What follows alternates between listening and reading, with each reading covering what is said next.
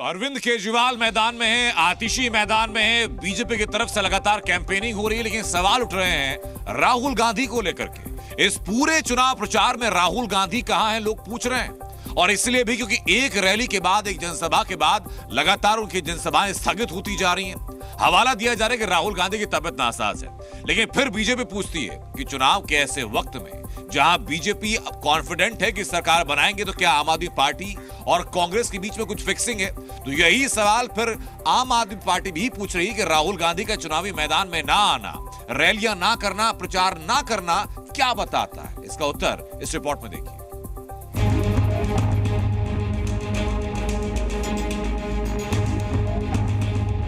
दिल्ली में चुनाव प्रचार खत्म होने में 10 दिन से भी कम का समय बचा हुआ है। ऐसे में सभी पार्टियां ताल ठोककर चुनावी अखाड़ों में कूद गई हैं। लेकिन ऐसा लगता है कि कांग्रेस अपने पूरे दमखम के साथ नहीं लड़ रही है, या यूं कहें तो सिर्फ दिखावे की लड़ाई हो रही है। सवाल यह है कि ऐसे सवाल उठ क्यों रहे हैं? दरअसल दिल्ली में राहुल गांधी की रैली एक बार फिर टल गई है। ये दूसरा मौका है जब राहुल गांधी की रैली नहीं हुई है, जिस पर अब सियासी पार्टियां, खास तौर पर बीजेपी सवाल उठा रही हैं। बीजेपी प्रवक्ता शहजाद पूनावाला ने आरोप लगाया है कि आप और कांग्रेस के बीच मैच फिक्सिंग हो गई है। दिल्ली में मतलब केजरीवाल के खिलाफ एक शब्द नहीं बोला जाता। वैसे तो प्रियंका जी आप कहती हैं कि राहुल गांधी को देखकर सब लोग कांपते हैं। राहुल गांधी खुद कांप रहे हैं या ये डील फिक्स हो चुकी है? कांग्रेस और आम आदमी पार्टी की एक ऐसी मैच फिक्सिंग है कि कांग्रेस आम आदमी पार्टी पर चुप, आम आदमी पार्टी कांग्रेस के प्रति नरम। यही तो डील है, यही तो मैच फिक्सिंग है।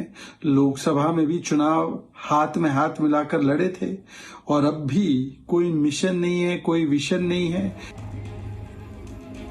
वहीं बीजेपी के आरोपों पर आम आदमी पार्टी और कांग्रेस दोनों ने ही कड़ी प्रतिक्रिया दी है। कांग्रेस की तरफ से मोर्चा संभाला संदीप दीक्षित ने। उन्होंने बीजेपी को खुद की पार्टी की चिंता करने की नसीहत दे दी।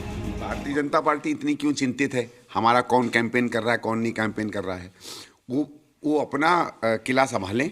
भारतीय जनता पार्टी को अब दिक्कत ये हो रही है कि अभी तक क्योंकि कांग्रेस बहुत तेजी से आगे नहीं बढ़ रही थी, वो दूसरे नंबर पे रहते थे। अब उन्हें डर है कि वो तीसरे नंबर पे भी चले जाएंगे। तो दूसरे और तीसरे नंबर की लड़ाई अब उनमें और आम आदमी पार्टी के बीच में हो गई है। आप अपना किला संभालिए, हम लोग बहुत अच्छा कर रहे हैं। थैंक यू वेरी मच कि आपने चिंता की कांग्रेस की। कांग्रेस के बाद अब बारी थी आम आदमी पार्टी की, जिसने सीधे तौर पर कांग्रेस को ही कटघरे में खड़ा करते हुए कहा कि ये लोग बीजेपी से पैसे खाकर बैठे हैं। कि कांग्रेस की बेईमानी है कि इस बार उन्होंने भाजपा से पैसे लिए हैं दिल्ली में चुनाव लड़ने को। ये बेईमानी नहीं तो क्या है कि जब भाजपा काला धन बांट रही थी, जूते बांट रही थी, इस सब पर कांग्रेस की आंखें बंद थी। ये बेईमानी नहीं कि एक आवाज नहीं निकली जब हमने देखा कि कैसे